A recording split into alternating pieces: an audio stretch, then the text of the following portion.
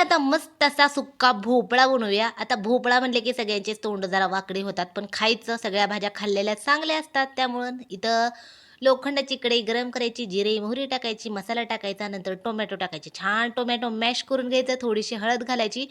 भोपळा आहे तर मी त्याची साल काढून बारीक असा कट करून घेतला होता. मुगाची डाळ पण थोडीशी घालायची. मुगाची डाळ, मटकीची डाळ दोन्हीतली कोणती पण घातली तर भोपळा खूप छान होतो.